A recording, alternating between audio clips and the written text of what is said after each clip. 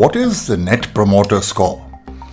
It's a measure of customer satisfaction with just one question. The metric was developed by Fred Reichheld, Bain & Company and Satmetrics. It was introduced by Reichheld in his December 2003 Harvard Business Review article, One Number You Need to Grow. If growth is what you're after, you won't learn much from complex measurements of customer satisfaction or retention. You simply need to know what your customers tell their friends about you. The ultimate question: how likely is it that you would recommend our company, product or service to a friend or colleague? The scoring for this answer is most often based on a 0 to 10 scale. The Net Promoter System is a management approach to business through good profits. Ethical profits from enriching lives instead of bad profits that exploit customers. It's about building customer relationships worthy of loyalty by treating customers so well that they become loyal promoters of your business.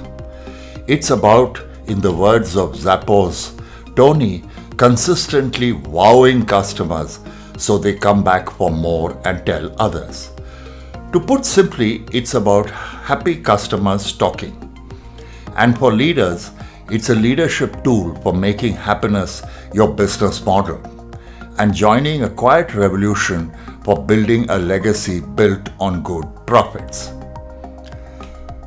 Customer centricity is the path to growth because it drives customer loyalty, helping make a company mission-driven as well as profit-driven.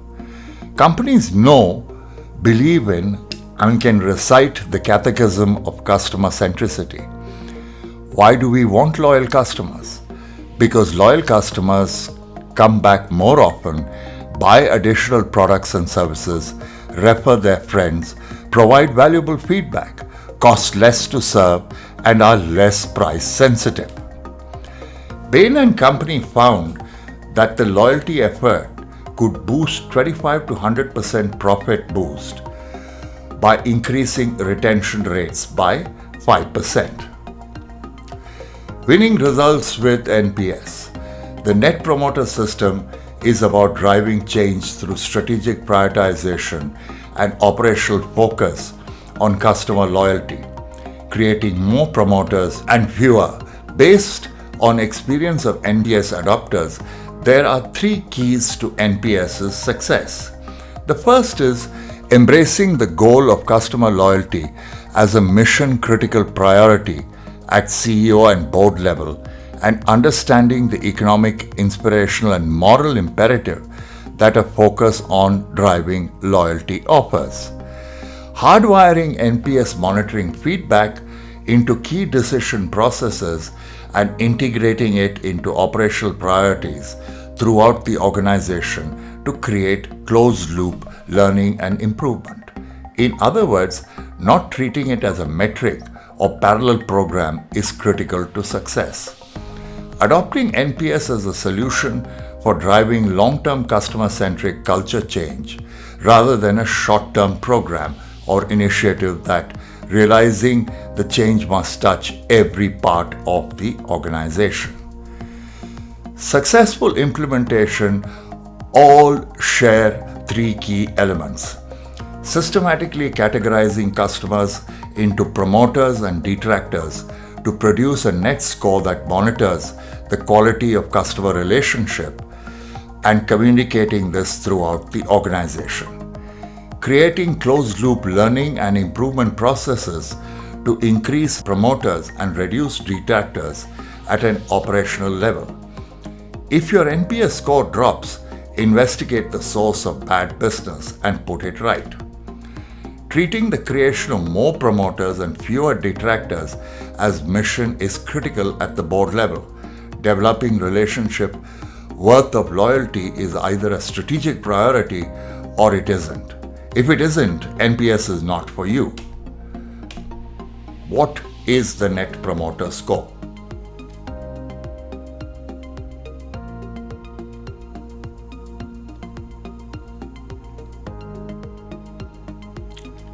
Let's come to calculating your Net Promoter Score. Asking a statistically valid sample of customers, how likely is it that you would recommend our company to a friend or colleague, enables you to calculate your Net Promoter Score, that is, the ratio of promoters to detractors.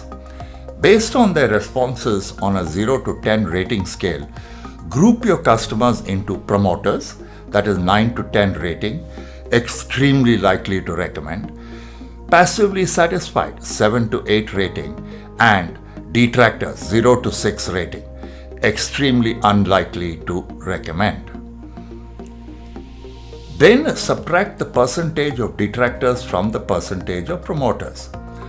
Companies that garner world-class loyalty receive NPS of 75% to more than 80%. Also survey your competitors' customers using the same method.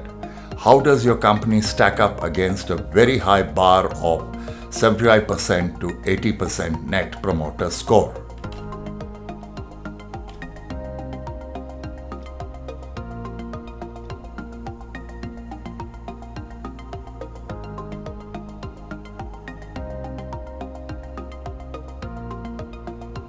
Now coming to the rules of measurement.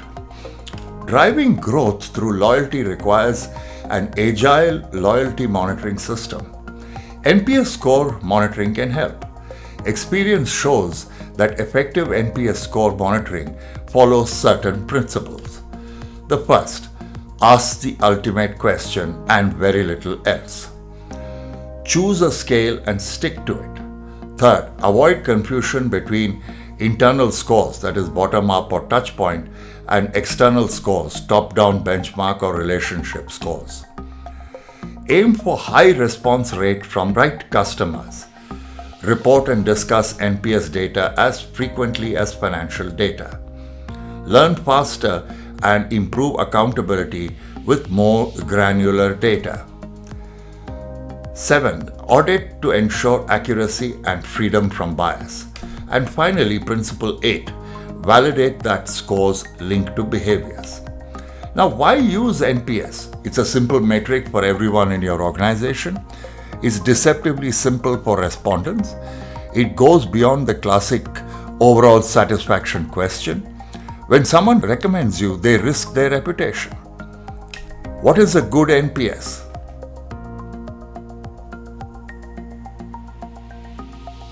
And what is a good NPS for you? Don't worry too much about external benchmarks. Create your own baseline. Measure continuously. Report continuously. And how to improve your NPS? See, firstly, passives don't count. Harder to make passives into a promoter. Detractors share more. Easier and better to convert a detractor to a passive. Get everyone in your organization involved. Add open questions that probe the underlying reasons behind a low score. Get notifications of low scores in real time. Translate that feedback into actions to correct common complaints. Contact detractors frequently with an offer. And of course, you need to motivate change. Use your score to send clear message to managers and employees about the importance of promoters and the dangers of detractors. Consider these guidelines.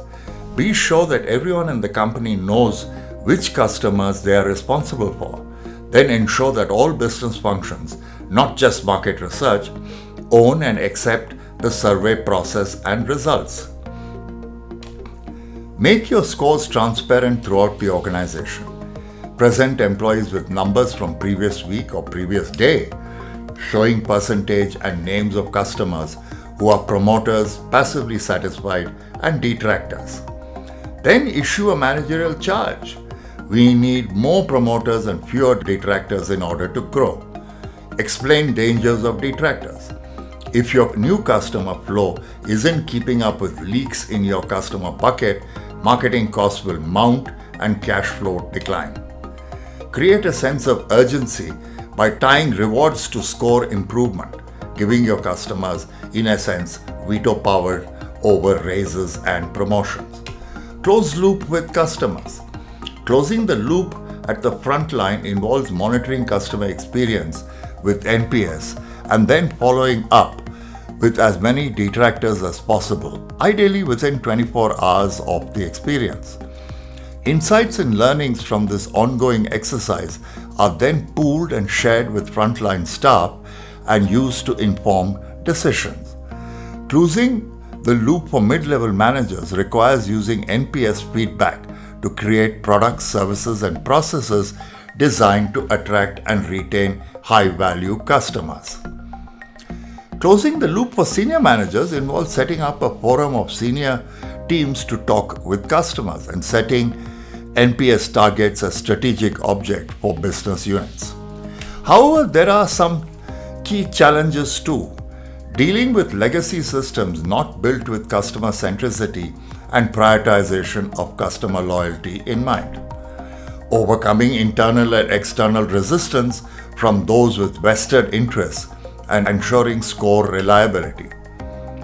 In dealing with these opportunities and challenges, it is important to keep front of the mind the purpose of Net Promoter System as a solution for creating customer-centric organization that prioritizes customer loyalty with decisions that enrich lives rather than diminish them. Organized for a long journey, the payoff of NPS, a customer-centric organization generating good profits through a single-minded focus on customer loyalty, can be substantial. But the commitment required is substantial too. Based on the journey of successful NPS companies, there are 7 key requisites for success. 1. Assign the right leaders and position them for success. 2. Pull the organization together. 3. Reorganize around the customer. 4. Hire and fire the right people. 5. Be careful about linking NPS to compensation. 6. Don't skimp on support from the IT department. And 7. Never give up. Here is an example where you can rate your own personal NPS. Get a group of friends and colleagues and ask them the question, how likely is it that you would recommend me, put your name, please print your name there, to a friend, family member or colleague. This is to give you an idea of how the Net Promoter Score works. And finally, here are a couple of more of Fred's books. Do enjoy getting hold of them and reading them. Thank you.